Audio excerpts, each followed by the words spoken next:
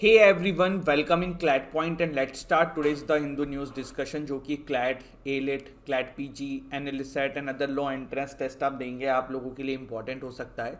बिना समय गवाए आगे बढ़ते हैं, शुरू करते हैं हमारे आज के सेशन को। अगर आप लोग CLAT पॉइंट का CLAT UG 2023 का जो हमारा क्रैश कोर्स चल रहा है उसके ज्वाइन करना चाहते हैं तो आप कर सकते हैं। डिस्क्रिप्शन से आप हमारी एप्लीकेशन डाउनलोड करके इसमें इनरोल कर सकते हैं। क्लैट पीजी 2023 के लिए हमारा जो क्रैश कोर्स चल रहा है अचीवर्स बैच, अगर आप इसमें इनरोल करना चाहते हैं तो डिस्क्रिप्शन से आप इसमें इनरोल कर सकते हैं। अगर आप घर बैठे बैठे हमारे बुक्स एंड मॉक्स चाहते हैं तो CLAT UG, DU LLB and NLSAT के लिए हमारा क्लैट पॉइंट का मैजिक बॉक्स जो है आप घर बैठे बैठे मंगा सकते हैं। इसके अंदर आपको 7 बुक्स मिलेगा प्लस 50+ मॉक्स, आपको जिस भी एग्ज़ाम की आप तैयारी करेंगे वो आपको मिलेगा। आगे बढ़ते हैं, शुरू करते हैं हमारे आज के सेशन को। तो आपको पता है कि कांग्रेस में उथल पुथल मची थी, प्रेसिडेंट के इलेक्शन का चल रहे थे जिसमें 2 कैंडिडेट जो हैं इनके खड़े हुए थे, जिसमें एक हमारे हैं शशि थरूर साहब और दूसरे हैं खारगे साहब। तो अभी यहाँ पे विनर निकल के आ चुके हैं और विनर आपके हैं खारगे साहब। ठीक है, यहाँ पे देखिए एक चीज़ बहुत मतलब हास्यप्रद है। इस इलेक्शन के बाद ना शशि थरूर जी को लग रहा होगा कि मैं क्यों ही खड़ा हो गया, क्योंकि इनको जो है करीबन इम्प्रेसिव 1072 वोट्स मिले थे। वहीं पे ही secured around 7897 out of 9385 votes. तो ये आपने जाना कि मतलब शशि थरूर जी को ज़्यादा वोट मिले नहीं हैं comparatively to the Mallikarjun Kharge. यहाँ पे देखिए खारगे जी को सपोर्ट भी था किसका, कांग्रेस के जो गांधी परिवार आप बोल सकते हैं, क्योंकि उन्हीं के द्वारा इनको खड़ा किया गया था। तो यहाँ पे देखिए ये एग्ज़ाम के पर्सपेक्टिव से कुछ इंपॉर्टेंट नहीं है, लेकिन हाँ देश दुनिया में क्या हो रहा है ये हमें पता होना चाहिए। ठीक है, चलिए फिर शुरू बढ़ते हैं। चाइना, फिर आगे बढ़ते हैं। China again blocks 2 proposal on Pakistan terrorist at UNSC। तो UNSC में देखिए फिर से 2 नए नाम भारत ने कॉइन किए थे कि यूनाइटेड नेशन सिक्योरिटी काउंसिल की जो 1267 की लिस्ट है, ये क्या होता है यूनाइटेड नेशन सिक्योरिटी काउंसिल की 1267 की लिस्ट, ये अभी आगे जो है ना टेक्स्ट वाले पेज पे आया था, तो वो आर्टिकल अभी हम डिटेल में डिस्कस करेंगे तो वहाँ पे आपको चीज़ समझ में आएगी, इसलिए इस आर्टिकल को अभी थोड़ी देर के लिए हम छोड़ रहे हैं। अगला आर्टिकल जो है वो बात करता है टर्किश फॉरेन पॉलिसी के बारे में। ये कहता है कि the east west divide, basically इनका कहने का मतलब क्या है इस आर्टिकल का, वो मैं आपके पास लेके पहुंचता हूँ। देखो क्या है, आपको पता है कि अभी पूरे वर्ल्ड ऑर्डर बिगड़ा हुआ है और बन नहीं रही है किसी की जल्दी जल्दी। तो इसमें ना राइटर जो हैं वो ये बोल रहे हैं कि टर्की जो है ना ये सबसे सही खेल रहा है, ये हर तरफ से अपनी जो फ़ायदे की चीज़ें हैं वो करते हुए बढ़ रहा है। जैसे कि देखो इसके रशिया से भी ठीक ठीक संबंध है, ठीक है, नेटो का तो पार्ट है ही है ये।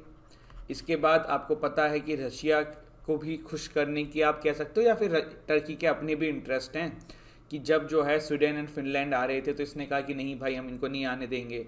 ऑल दो टर्की का रीज़न कुछ और है, टर्की वहाँ पे कुछ टेररिस्ट जो टर्की समझता है उनको चाहता है कि वो हमें एक्स्ट्राडिट कर दें स्वीडन, लेकिन वो एक अलग बात है। मेरे कहने का मतलब है कि टर्की उधर भी अपना खेल रहा है।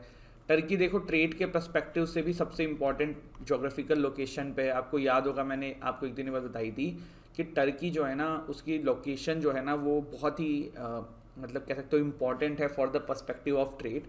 व्यापार जो है ना सारा वहीं पे होता है, तो वह उसी के थ्रू उसी के आसपास से होता है। तो टर्की की जोग्राफिकल लोकेशन भी बहुत है। और टर्की देखो ना धीरे धीरे जो है वो वर्ल्ड लीडर बनने की कोशिश कर रहा है। पहले देखो एक ज़माने में ऑटोमन एम्पायर होता था, वही तो टर्की बन गया आज की डेट में।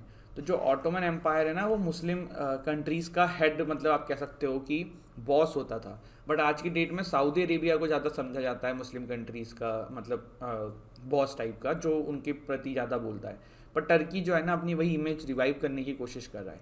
तो ये है, बाकी इसमें एग्ज़ाम के पर्सपेक्टिव से देखो कुछ है नहीं खास, ठीक है, तो वो वाली बात है। लेकिन टर्की की फॉरेन पॉलिसी एंड ये सब चीज़ें हैं, चाहो तो पढ़ लेना, बाकी एग्ज़ाम के पर्सपेक्टिव से कुछ नहीं निकलेगा, ठीक है। चलिए अब ना एक आर्टिकल मैंने उठाया है लाइव मिंट से जो कि बात करता है rediscovering of Bay of Bengal. तो बे ऑफ बंगाल के बारे में पहले थोड़ा सा जानते हैं। देखो ये है आपका बे ऑफ बंगाल, ठीक है। तो बे ऑफ बंगाल जो है ना ये बहुत ही ज़्यादा एक इम्पॉर्टेंट लोकेशन भी है, क्योंकि बहुत सारा जो ट्रेड का रूट है ना वो यहीं से पूरा ये निकलता है। और key role in shaping the maritime order in Asia में जो है बे ऑफ बंगाल जो है वो काफ़ी बड़ा रोल अदा कर सकता है। आपको याद होगा कि जब नरेंद्र मोदी जी ने अनाउंस किया था कि सेंटर ऑफ बंगाल स्टडीज़ बनेगी, कहाँ पे, नालंदा यूनिवर्सिटी के अंदर, जिस पे काम ये होगा कि बे ऑफ बंगाल में कैसे चीज़ों को बेटर किया जा सकता है, कैसे यहाँ पे और अच्छी स्ट्रेटजीज़ बनाई जा सकती है, मतलब इसके ऊपर रिसर्च करने का काम करेगी centre for Bay of Bengal studies. But ये नालंदा यूनिवर्सिटी के अंदर, तो उस समय प्राइम मिनिस्टर मोदी जी ने बे ऑफ बंगाल पे काफ़ी ज़्यादा फोकस भी करते हुए बातें कही थी। अब देखो, बे ऑफ बंगाल ना आप आर्टिकल से समझ सकते हो कि लिखा हुआ है रिवाइव, मतलब कि कुछ दिक्कत चल रही है। तो क्या दिक्कत चल रही है? पहले तो देखो यही है कि जो अड़ोसी पड़ोसी देश है वहाँ पे बड़ी दिक्कत है, म्यांमार में क्राइसिस है, थाईलैंड भी ऐसा ही चल रहा है, ठीक है। दूसरा क्या है ना, एनवायरनमेंट के लेवल पे भी चीज़ें ख़राब है। देखो जब शिप्स निकलती हैं समुद्र के अंदर तो वो केमिकल्स छोड़ती हैं, तो वो सब की वजह से काफ़ी अभी जो है सी का वाटर जो है वो ख़राब हो रहा है। इसके अलावा बे ऑफ बंगाल में ऑफकोर्स आपको पता है कि जैसे ब्रह्मपुत्र नदी, गंगा नदी, इनका पानी आता है, बट इन सब की वजह से चीज़ें जो है ना धीरे धीरे और ख़राब हो रही हैं। जैसे क्या हो रहा है कि ट्रैफिक बढ़ रहा है, चीज़ें बढ़ रही हैं, और जो यहाँ पे जो मतलब फ्लोरा, मतलब जो नेचुरल हैबिटेंट्स थे उनको दिक्कत हो रही है, बायोडाइवर्सिटी पे कॉन्सिक्वेंसेस आ रहे हैं, एनवायरनमेंट एक्सप्लोटेशन हो रहा है, ठीक है। तो ये वाली चीज़ें हैं, इसको रिवाइव करने की ज़रूरत है, वही ये आर्टिकल में राइटर जो है वो कह रहे थे, ठीक है। मैंग्रोव ट्रीज़ जो हैं उन पे अफेक्ट हो रहा है, ठीक है।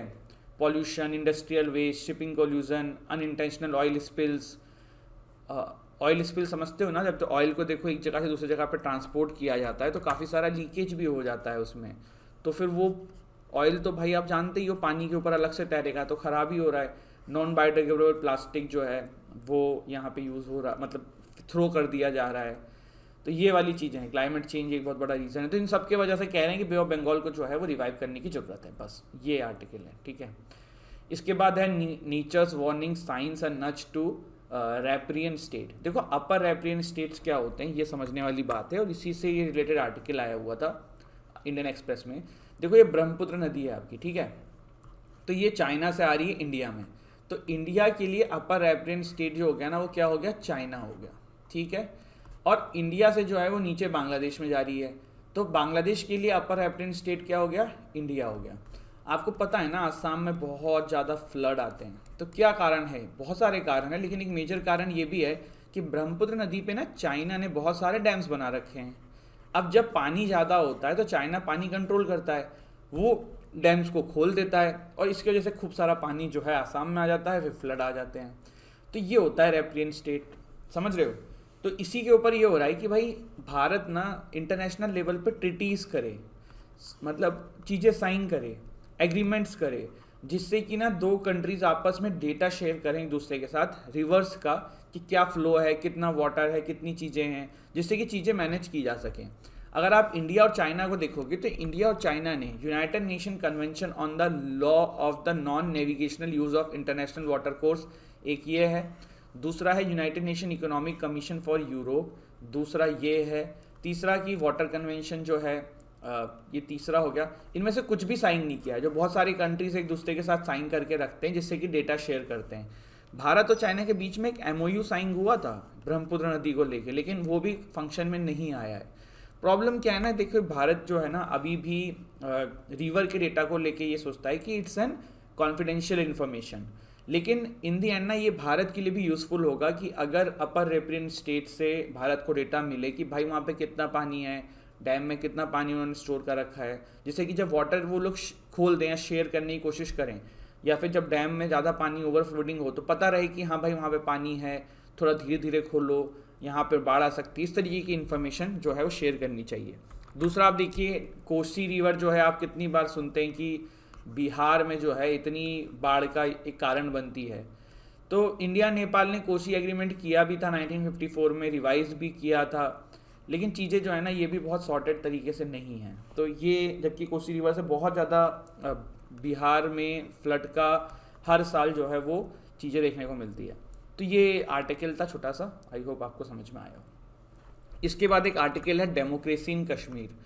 तो ये क्या आर्टिकल है, देखो जब आपको पता है कि जम्मू कश्मीर पहले जो है एक स्टेट होता था, उसको 2 UTs में बदल दिया गया था, एक जम्मू एंड कश्मीर, एक लद्दाख के नाम से।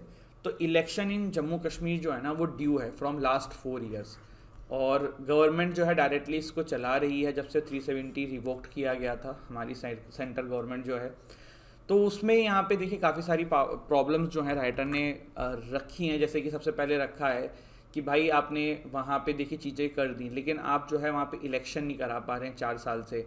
आपने बहुत सारे चेंजेस कर दिए, जैसे कि state subject certificates were replace with domicile certificates.